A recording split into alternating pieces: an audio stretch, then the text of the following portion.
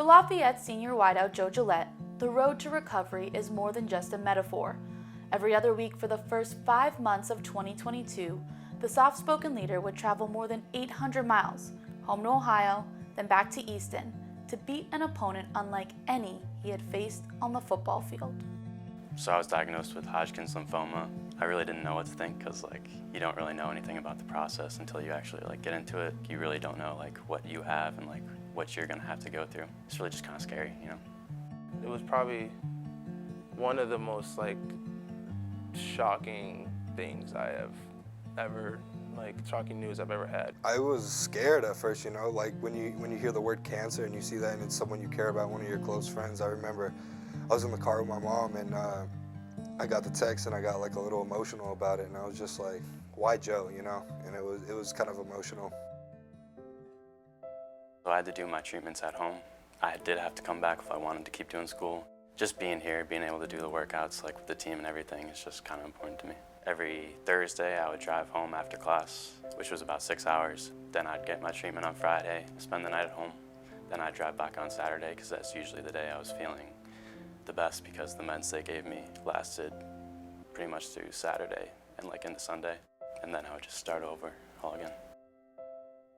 When you talk about to a team, you know, when you think you have it hard or you think things are tough, think about what Joe's going through. And, you know, I think guys, you know, took that to heart and it made them work harder just because they saw what he was doing to be there for them. We saw that as, you know, kind of just inspiring. You know, we're out here complaining because of these sprints and we're not sprinting on this last sprint while Joe's literally putting poison in his body to beat cancer, and then the next day he'll be here running these sprints with us without an ounce of negativity and no complaining. That was pretty much one of the main reasons I wanted to be here, to be with the team. That's something you don't really want to miss out on.